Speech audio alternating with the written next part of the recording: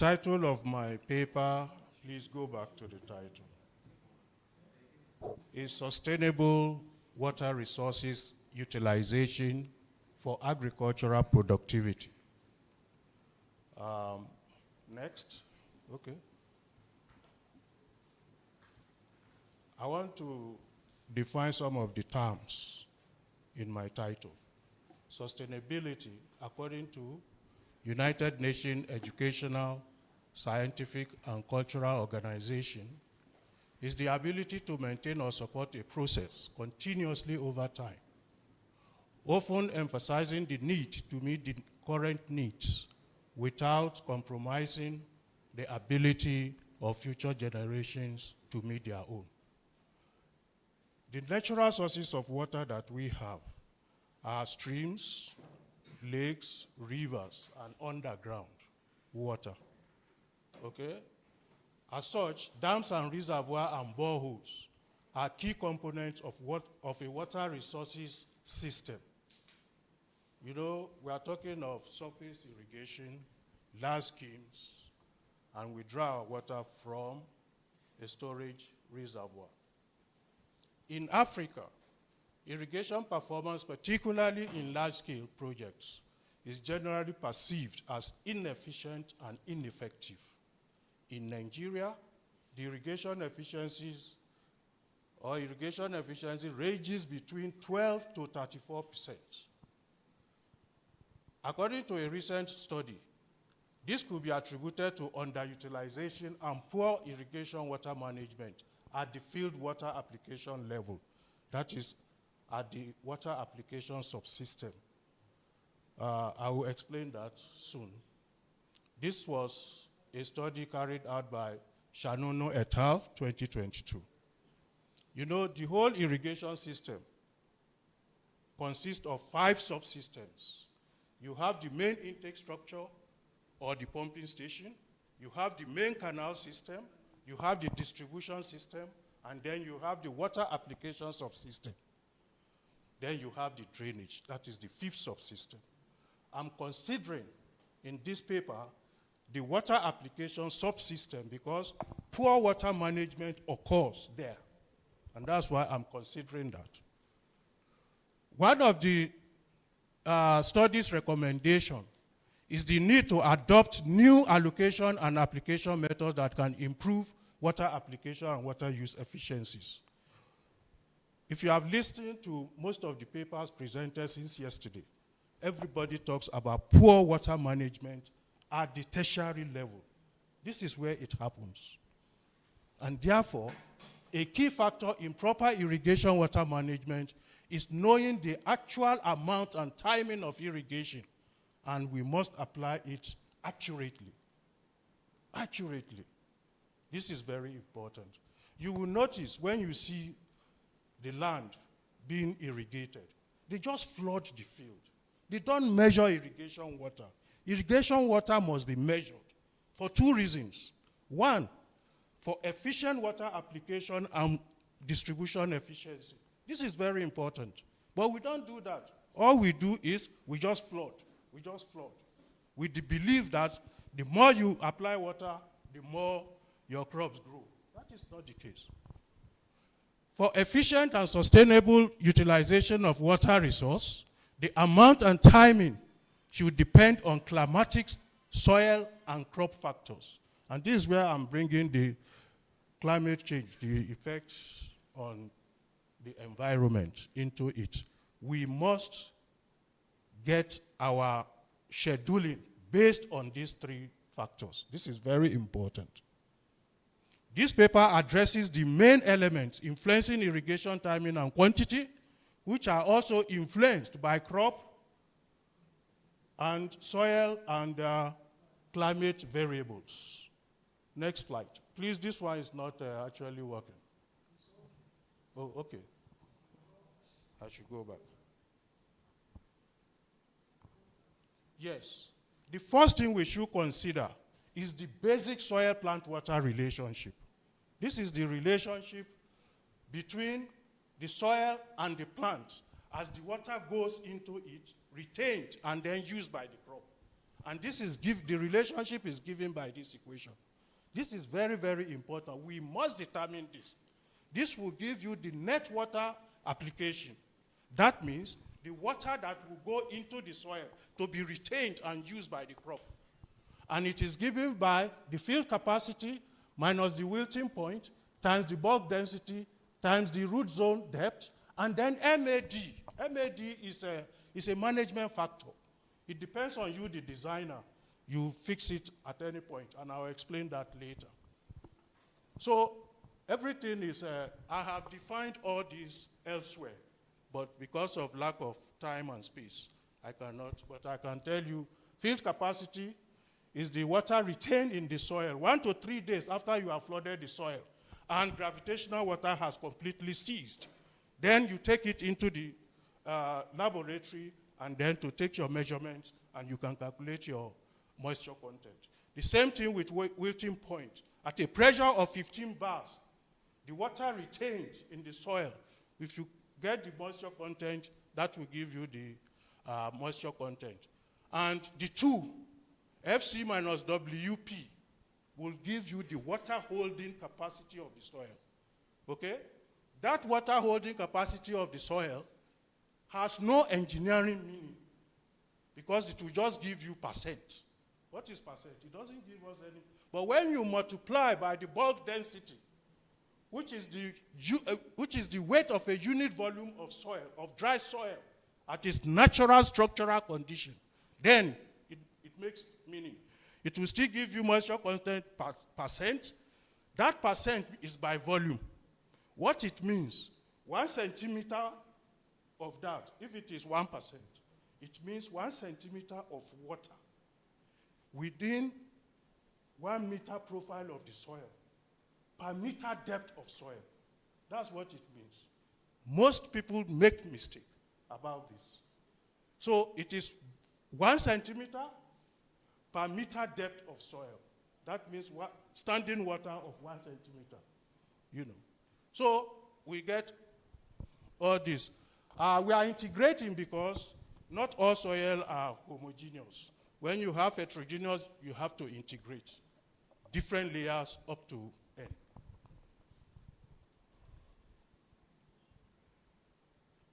Now, the most important thing is to determine consumptive use of water by a crop. And this consumptive water is the water required by the crop for its metabolism and evapotranspiration. But you see, the amount it uses for metabolism is so small, about 1% of the total. And therefore, consumptive use and evapotranspiration are used interchangeably, you know. So, in order to bring in the climatic factor, we have to determine the reference crop evapotranspiration, which is ET subscript 0.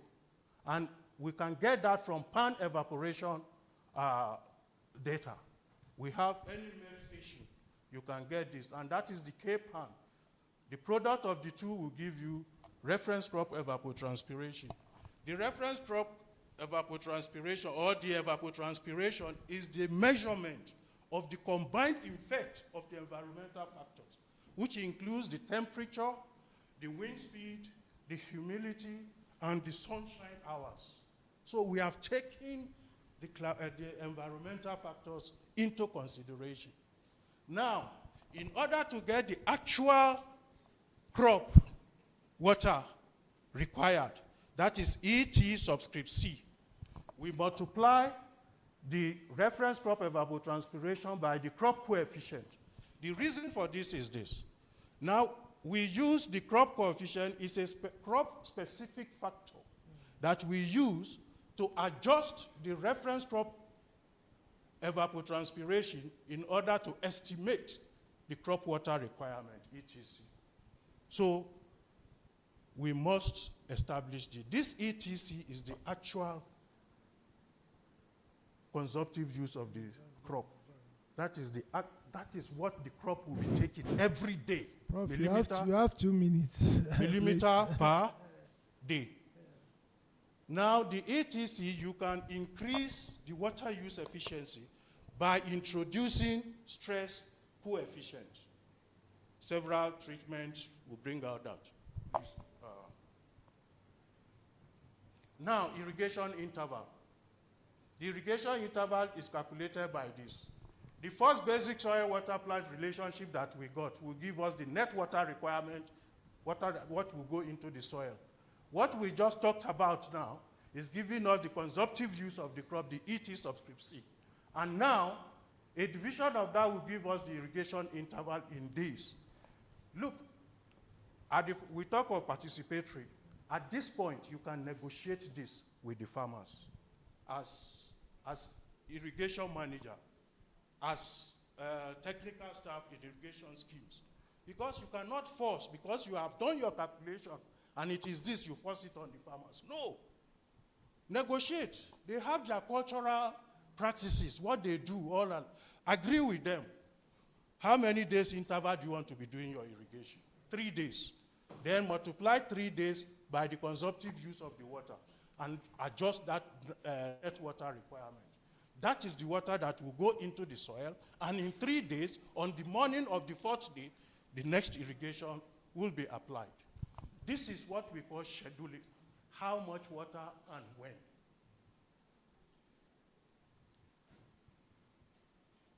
Now, irrigation efficiencies. It is at the tertiary level, at that level that I've just completed, that we determine this. 3 key efficiencies are required at the tertiary level. That is the water application efficiency, which is the ratio of the amount of water that is stored within the crop root zone to the amount of water applied. Now, the water use efficiency is the ratio of the water stored in the beneficially used by the crop, including the amount used for leaching, to the amount that is used. Now, the water distribution efficiency will just give you the degree with which the water is distributed within the crop root zone. It is when you apply the water and you determine this that you know that your irrigation performance is good or not. Now, I will give you an evaluation of an irrigation efficiency, a performance of irrigation. This is a cumulative infiltration curve. I conducted on a plot, a very short plot, border strip of just 24 meters. I conducted infiltration test to come up with this cumulative curve. Okay? The importance of this, I'll show you. Now, I carry out this an evaluation of irrigation performance. I did advance and recession curves. You see, it is important in all irrigation, both surface and sprinkler. Infiltration capacity of the soil is very important. When you introduce water into the field, the water you are introducing, the discharge you are introducing must not exceed the infiltration capacity of the soil. If it does, you will have a lot of losses. And that is why we have 2 kinds of losses at the tertiary level: surface runoff and deep percolation. But if you have the right discharge, then you minimize these losses. Now, what is advance and recession curve? Advance curve, these are the times the waterfront advanced to established stations. My established stations from the field channel is from 0 to 5, 5 to 10, 10 to 15, up to 24. The whole length of the border strip is 24 meters. Now the time for water to move, I started 8 o'clock. From 0, 0 then, it took 4 minutes to advance to 5 meters. It took 8 minutes to advance to 10, and so on. 30 minutes to advance to 24. Then I cut my discharge, and I look at recession from the tail, from the field channel, the head. And water starts receding up to the established point, and I noted those times. And that is what you can see. Time elapsed instant. Please, just 1 minute. Okay. Now, when you look at contact time, this is the contact time, the time during which water was in contact with the soil and it was infiltrating at the same time. Now look at it. This is advance and recession. When you introduce different discharges you will not get perfect this until you are able to get a perfect parallel curves. That is the correct discharge that you will use. Now look at, this is the last one. This is the last one. Now this is, look at this. From my net water requirement, which was 45 millimeters, look at what I applied. So this is percolation, deep percolation. This is the amount of water that has gone into deep percolation. If you want to know how this one was determined, we go back a bit. Look at that volume 6, water applied. That's 65 millimeters you are seeing. How did I obtain it? 50, the contact time at that point is 50 minutes. So you go to your cumulative. 50 minutes, trace 50 minutes from there and get what infiltration is. You get 65. 50 from here and come here, you get 65. And that is the contact time. That's the amount of water that has gone into the soil. And that is the best way to evaluate irrigation performance. So that is it. Instead of 45, I have 59 average. So I have losses. Now, if I'm a perfectionist, I will say that the discharge, even into this, that I assume is near perfection, I want to reduce it and get a better discharge so that that loss will be minimized. So you can see deep percolation losses. This is my recommendation. Climate, soil, and plant characteristics must be taken into consideration when determining the appropriate amount and timing of irrigation.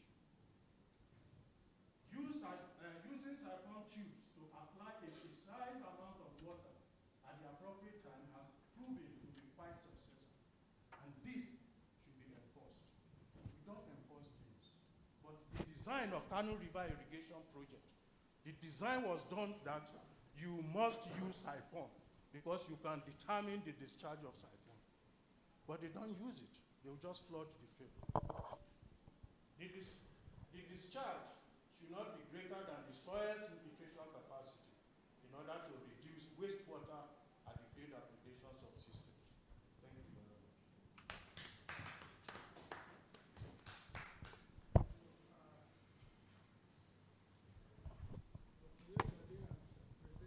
Sustainable water resources utilization for agri productivity and has given us recommendations. Do we have any questions for him?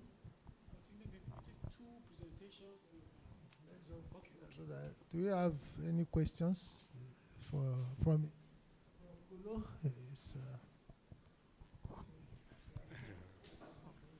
Thank you very much, Prof, for the presentation.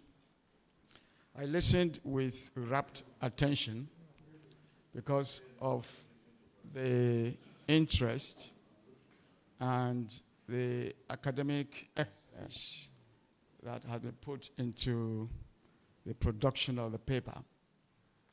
But since we are farmers and we are working with farmers, I have discovered that many of these parameters, if not all, are not considered by farmers. And therefore, for research to get to the grassroots, there must be a collaboration between the researcher and the end users.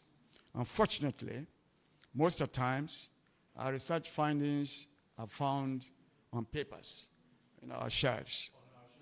So if a farmer who is average Nigerian farmer who is typically illiterate or may even be educated but is not aware of some of these things that you have talked about, distribution efficiency, water use efficiency, bulk density, and all the rest of it.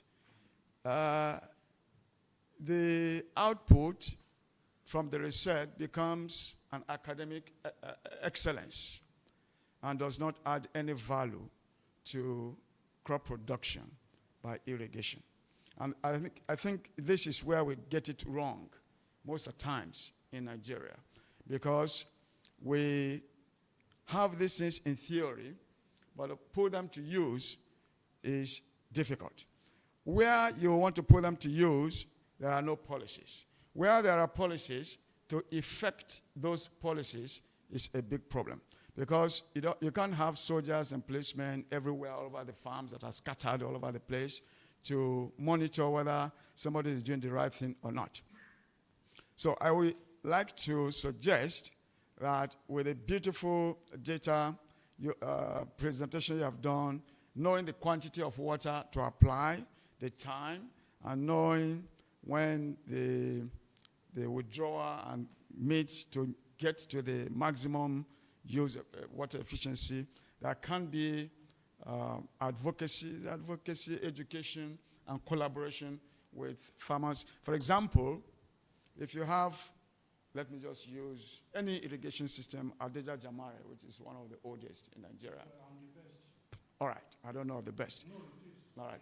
So you have a group of farmers, and where you have a group of farmers, they can be educated that this is the amount of water you apply, this is the amount of time you use so to withdraw the water for the crop to get maximum benefit from it in a group where you have a group of farmers. But where you have pockets of farmers that are scattered all over the place, it becomes difficult to implement. Thank you.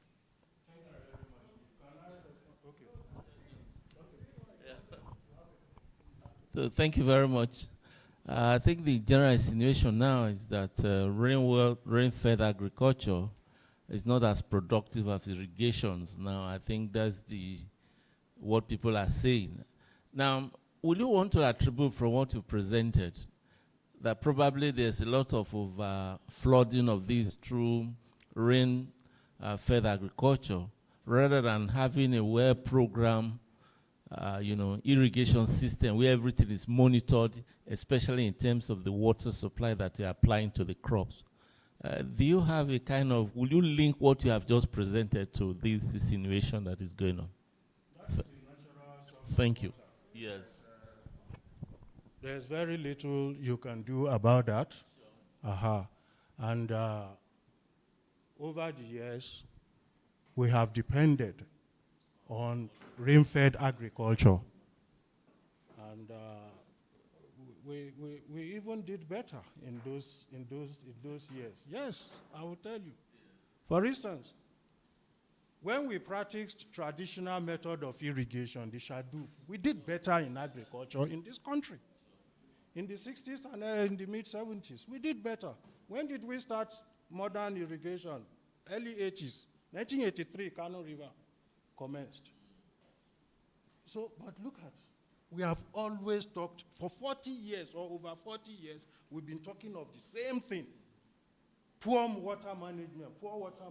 And sir, let me tell you, IAR Ahmadu Bello University has irrigation research station in Kadawa.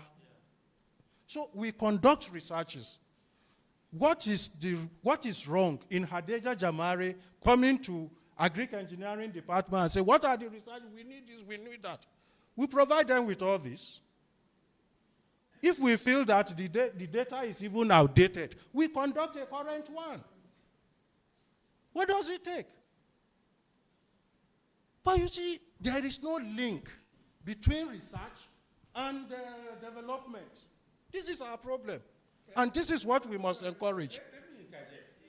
You see, if you remember, when I was speaking, I was talking of tripartite collaboration.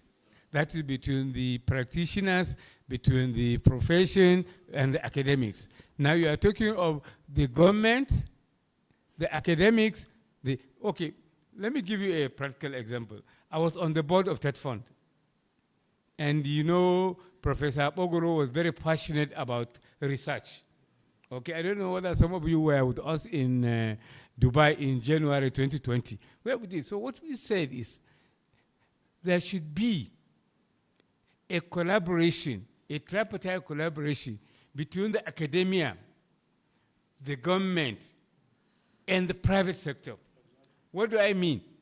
If you produce Bombita, if Cadbury produce Bombita, of course they must go into a serious market research. Now, why should that market research be conducted in Europe? There are so many reasons. Why do you obtain your PhD? Investigation of Kadawa irrigation site, Kano State, Nigeria. Okay, by way of introduction. Okay, by way of introduction, food safety is popular now. It speaks to zero hunger, SDG 2, good health and well-being, SDG 3, and responsible consumption and production. So these are the popular things now.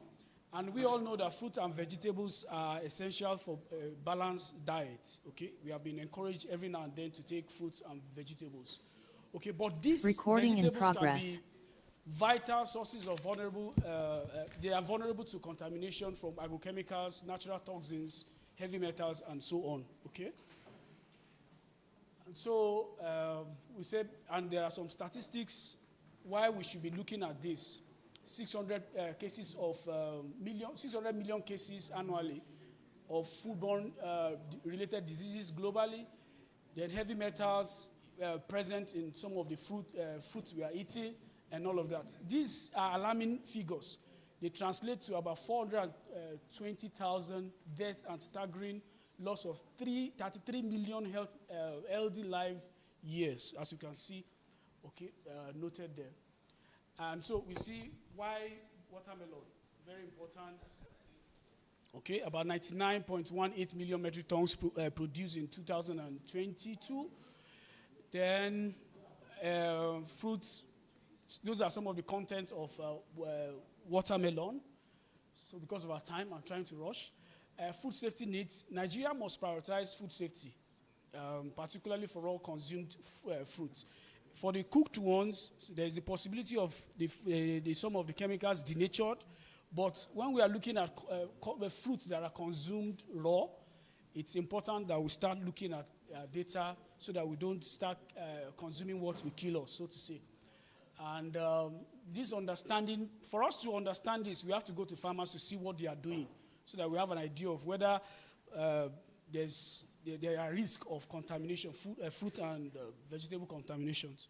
So quickly, the materials and method, this was done in Kadawa. We use snowball sampling, sampled 126 farmers from 7 villages. We collected primary data, and with analysis done with descriptive statistics. These are some of the socioeconomic characteristics. They are young farmers. The watermelon sizes, farm sizes, you know, the mode is about 0.4. Well, the mean is 0.884 hectares. We can see a high variation from the coefficient of variations that we see there. Okay. Then, yes, the first aspect is telling us the sources of pesticide. We have agrochemical dealers, about 62 or 63%.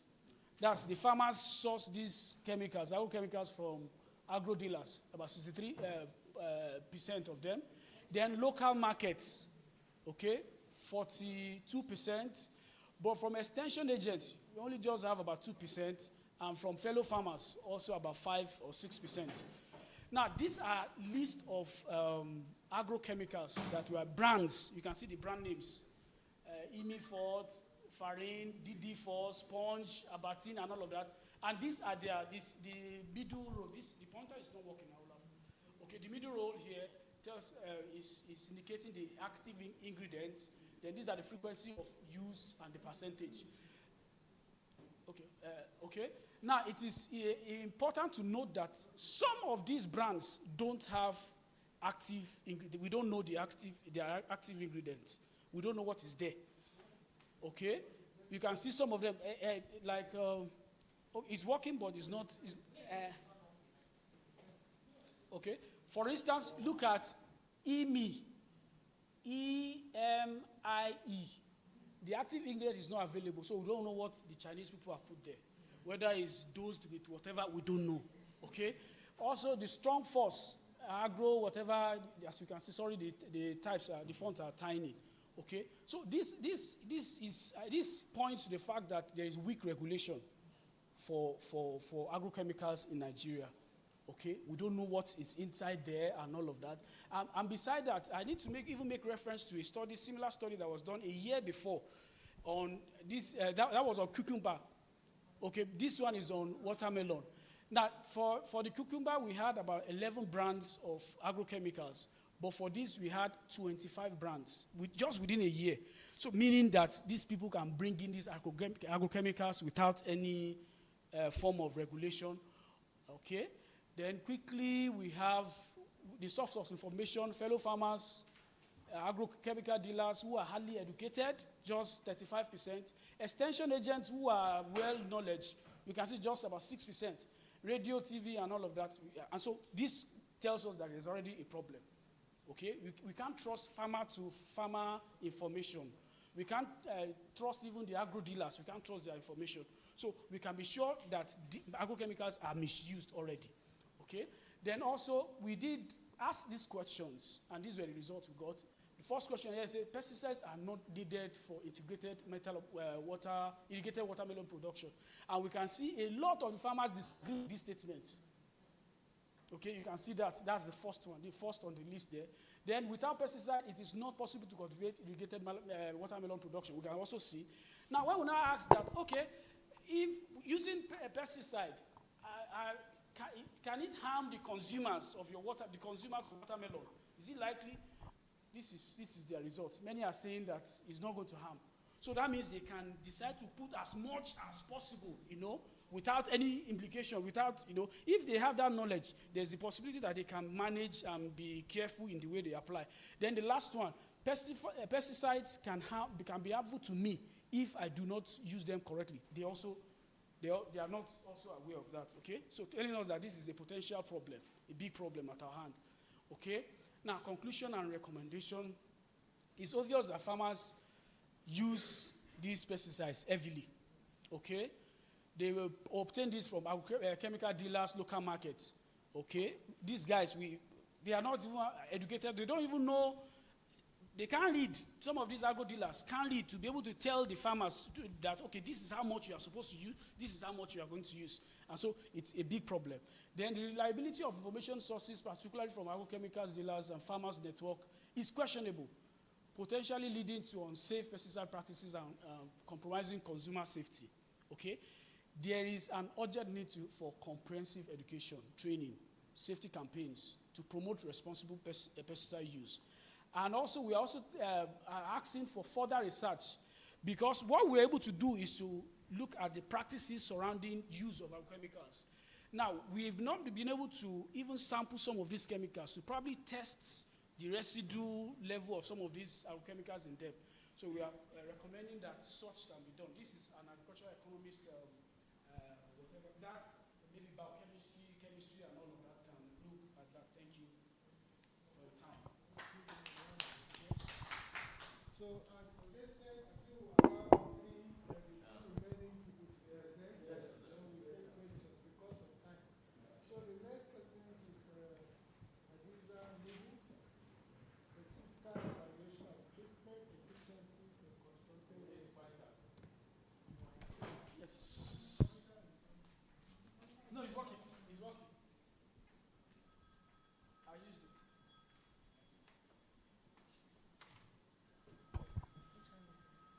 No, yours is Papa. Okay, is this yours? Yeah. Which one is next? Good evening, all. Please permit me to stand on the already established protocol. I am Hadiza Nuhu Ajoge, and I am here to talk about the statistical evaluation of treatment efficiency of constructed wetland, which is an ANOVA-based approach for comparing pollutant removal by Typha latifolia. What I want us to understand is that this research was carried out. I am from the National Water Resources Institute. It's a wetland within the institute. The research has been carried out. The paper has been presented from the findings of the research. So what I am looking at today is the statistical approach. So I'm not looking at the nitty-gritty of the method, efficacy of removal, the method, the design, and other parameters. Next, please. What am I supposed to do? So, this is the outline of the presentation. So, in fact,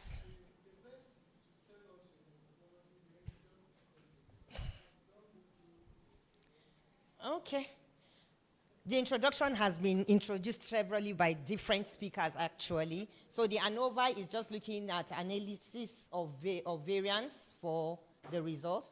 So we are evaluating the pollutant removal by the Typha latifolia, analyze the variation in efficiency using ANOVA, and then provide insight for optimization for the constructed wetland performance.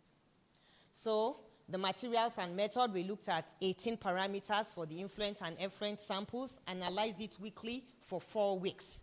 Then the parameters that were looked into were the pH, BOD, COD, the nutrients, metals, coliforms, amongst others. And then the statistical analysis performed using ANOVA was at less than 0.05 significance level.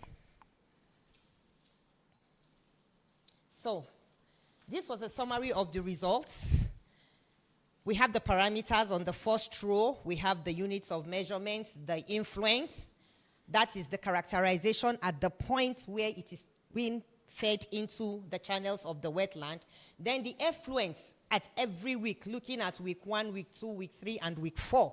And then the second to the last column is looking at the percentage removal and then comparing it with FAO limits, because the ultimate reuse for this wastewater is for irrigation purposes. And the source of the wastewater is from a domestic wastewater augmented with poultry waste. That was poultry wastewater. That was what we used for the research. So as we can see, at week 1, we have our F value, the P value, and the critical value. And if you could see from the statistical significance, our F value is less than our critical F value. The F table and the critical value is different. The F critical is higher, which shows that there is no significant difference in the treatment level from the influent in week 1 compared to the effluent we got at the end. In week 2, the same thing, but there is a boost. In week 3, we can see that the F value and the F value for the critical, that of the critical is lower than that of the F value, hence giving us a significant variance in the level of treatment. And in week 4, we also have a significance in week 4. So what we're able to establish from the statistical approach is that week 3 and 4 show significant pollutant reduction, and there was actually an increase from week 3 to week 4. Then the microbial biofilm and plant adaptation enhances treatment. That is something that was very, very glaring. We used the Typha. So, which means it carried out the treatment for the wastewater, but in week 3 and week 4, we found a very good significance in the analysis. Then it also shows that constructed wetland offers a suitable alternative for wastewater treatment compared to the conventional method of wastewater treatment, although there are new findings which I am also learning. So, in conclusion, and as a recommendation, the Typha latifolia effectively removes pollutant in constructed wetlands. Then prolonged retention time enhances efficiency. Even though this research did not give us a point where it was optimized for us to be able to say, okay, using this and this, using latifolia, using poultry wastewater and domestic grey water wastewater, at 7th week, you will get the maximum. We were not able to go to that. So future research should focus on long-term performance and scalability. What I want the House to know is that presently I am running my research on the same wetland, but varying some parameters, looking at the hydraulic retention time, organic loading rate, and looking at 2 macrophytes. I am now working with vetiver grass and duckweed. So, and I am explicitly using domestic grey water. I'm not looking at any other source of wastewater. So hopefully, as the research progresses and results are obtained, I will be able to also carry out comparative studies, looking at different macrophytes and looking at different parameters, because this research I'm running presently will even look at the optimization. So, thank you so much for listening.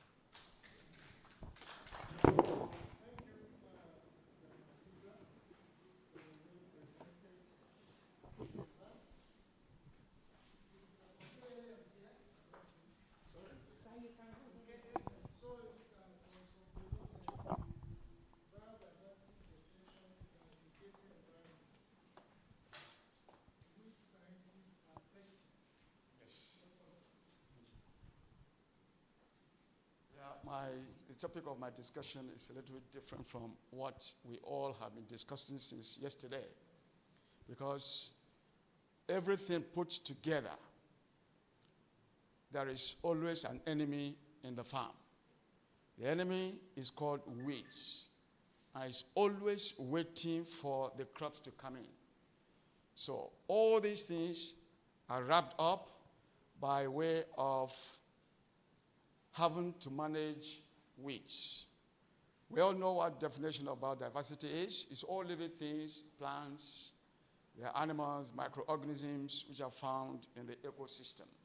And they interact both together by themselves and by interspecific interaction with the environment. We are made to understand that ecosystem, when it is in balanced condition, is self-sufficient and it is self-regulated. Now, these weeds, which are found in every ecosystem, every land, every farmland, whether it is wetland, whether it is xerophytic land or upland, the weeds are all there. And they play a role in the ecosystem. Some of the roles they play is to improve soil fertility, to recycle nutrients, and their habitat for microorganisms and some organisms, and they are also part of feed for some certain organisms. Now, we have been talking about irrigation since yesterday. Before you practice any form of irrigation, there is a land clearing, which destroys the habitat for organisms, which shifts plant communities. Plants or weeds that were dominant before can become less or can become increased, depending on what it is. And there is a decline in species diversity, because some of the animals are destroyed. This is a very large farm. It is as far as your eyes can see in central Nigeria. They grow rice there. I was invited to solve some weed problems. It's as far as you can see from any point. It's flooded place. Now, can you imagine this vast land? No trees are growing, grasses are not growing, and you want only one thing, only one identity plant, rice, to grow there. What have you done with the fishes? What have you done with the microorganisms? What have you done with the weeds that were there? But the weeds are always present. So this is what irrigation does. Weeds and agro-ecosystem, they are highly successful because they multiply rapidly, more than the crops. They also reproduce rapidly, and therefore they are highly competitive with crops. Let the crops and the weeds be given everything. You discover that the weeds would do better. So irrigation affects weeds composition. And we have some studies which I don't want to go because of our time. Now, this is an agro-ecosystem. It is adapted. We have the ecosystem resources. The environment is interacting with the weeds. The weeds are interacting with the crops. The crops are interacting with the microorganisms, vertebrates, nematodes, pathogens, ants. But yet, there is one thing which we, weed scientists, are doing towards the right. That is weed management practices. whatever you do, you must have to manage your weeds. Manage the weeds. Otherwise, you get nothing from it. So protection of biodiversity. The principles of weed management, which is what weed scientist does, is to place crops in competitive advantage. Let the crops have an upper hand over the weeds, and then reduce weed survival mechanism. Let the weeds have the lower or the lesser advantage. So reduce adverse environmental impact of control measures so that eventually we can have sustainability in control. To protect the biodiversity, whether it is wetland or dry land, we have discovered that integrated weed management is what is the real thing now. The weed control practices is determined slightly different from plant communities. Plants chemically weeded had an impoverished floristic composition with the lowest diversity. Where you use herbicides, which my colleague there said a while ago, you discover that biodiversity there is less because it means that some of them must have been killed in the process. Now, the same farm of rice, they have to provide a drone to apply herbicide to the edge of the farm because they've discovered previously, in the previous year, that there was a drift of herbicide to adjoining farms, which created a big problem. So because this farm, they spray it with aircraft because it is so large. It's aircraft sprayed. But because of the spraying with aircraft, it created a problem of drift. So a lesser height equipment, which is a drone, have to be used to spray the adjoining land. Now, to reduce frequency and quality of herbicide, we have weed management practices that are cultural, that has to do with crop rotation. Don't plant the same crop every year in and out. And then use crop competitive varieties. Certain varieties are endowed with that natural ability. There is a concept now which we are advocating. The concept is called neutral weed communities. That is, let weeds coexist with crop minimally, which aims at maximizing weed biodiversity using traditional approaches like I've mentioned before. And then the second approach relies on modern tools for weed management.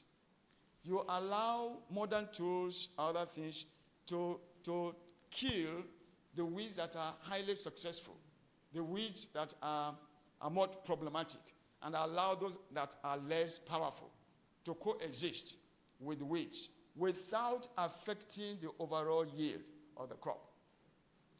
Now, protection of biodiversity is smart agricultural practices. These are some of the things we have been talking about: use of drones, use of artificial intelligence for site-specific weed management. Conclusion: agricultural production systems, whether we like it or not, they modify the ecosystem. You must have to fell the trees, you must have to clear the land before you can introduce your crop. So it modifies the ecosystem. Weeds are a successful part of the agroecosystem biodiversity. Weeds are already there, waiting for an intruder or waiting for somebody to come in to plant the crops, and they interact with them. So protection of crops from weeds for economic yield is a must. You must have to protect the crops from weeds. And the way you do it, we have advocated that it should be integrated rather than use only one kind of approach in order to protect the biodiversity. Protection of biodiversity through cropping systems and integrated weed management practices for sustainability. The land must be in use for a long period of time so that it is not taken away from us. Thank you for listening.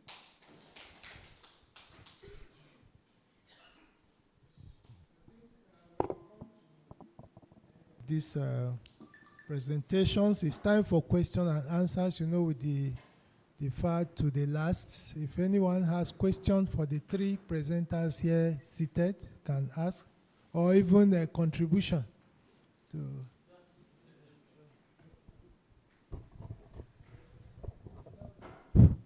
Thank you very much. You talked about the retention, Jogi, the retention, that the more it stays, the better in terms of purification. Is it before the introduction of the grasses or just before it enters into the chambers of the grasses? The longer it stays in the... Thank you. Okay. The longer it stays within the channel, that's the wetland. The macrophyte is already there, which is the Typha latifolia. So the wastewater is fed into the channel. So the latifolia is doing the treatment.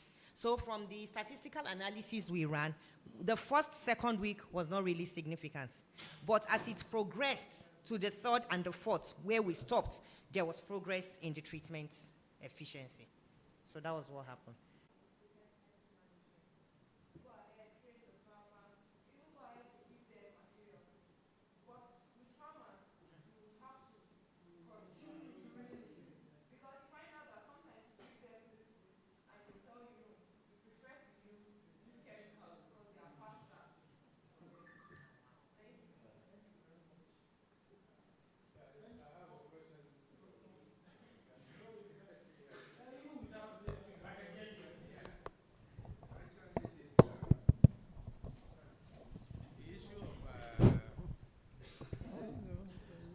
The issue of chemical contamination, especially the pesticides and herbicides, the impact on our environment and our health, it's enormous in Nigeria.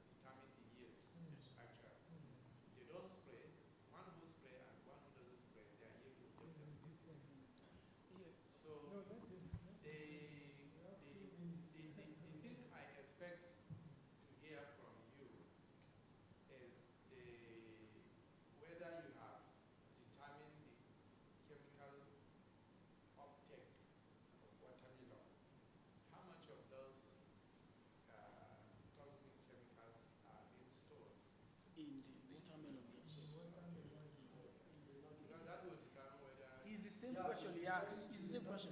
And I just said we couldn't do that. It's even I'm an economist. I'm an economist, so I can't handle that. So we went to chemistry department, biochemistry department in ABU, trying to see how we can do that. But the thing just got muddled up. So we couldn't further incomplete. Further research. Okay. Is there any recommendation? It's part of my recommendation. Meanwhile, the other issue. Yes, sir. I say it would be nice so that we don't just consume.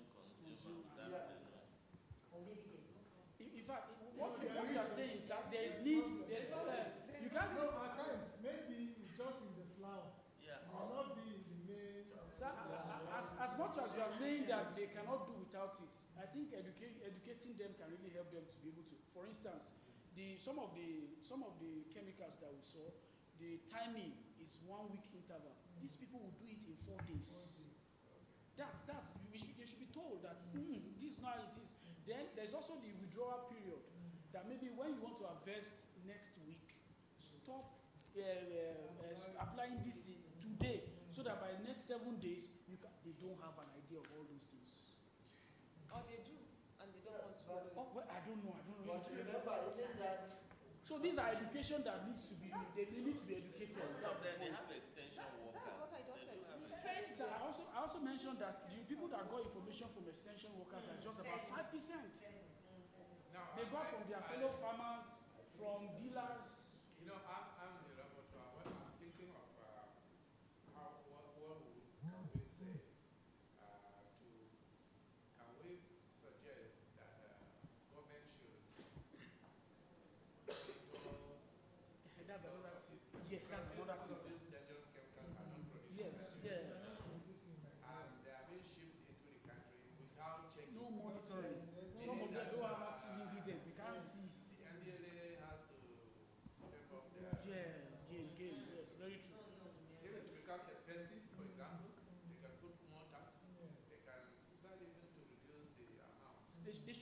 pass through what do they call the SON, all those NAPTAC, those people, those chemicals should pass through But I them. think the river basins, they have obligation to ensure, especially within the area of jurisdiction, to ensure that such things don't. So I think it will be important to put it down so that the MDMDs, they should know that they should follow them up and not just sit down without change. The year before, we check out the brands, they were 11. The year after, they became 25. I wouldn't know what it is now at present. Maybe that's even also. So there are issues. The same question I asked applies to Professor Kolo. Because the issue of using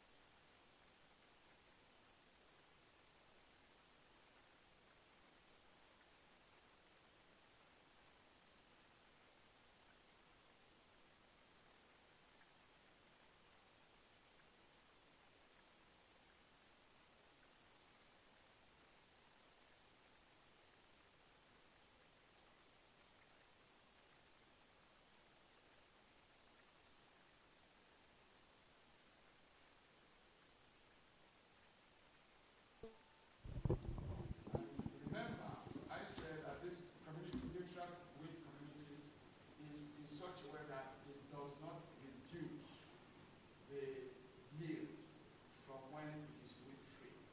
But Nigerian farms are hardly weed-free. There are always weeds. In every farm, there are always almost weeds. What is very common is the level of the amount of weeds in it.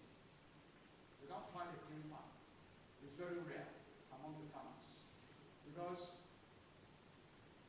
we have realized that a farmer is highly educated, even though he may not go to school. You will not go and have an expanse of land when you know that you will not be able to do the weeding. Because weeding takes over 40% of the entire time and labor that is required in the entire farm production system. So it is very much aware of it. Thank you.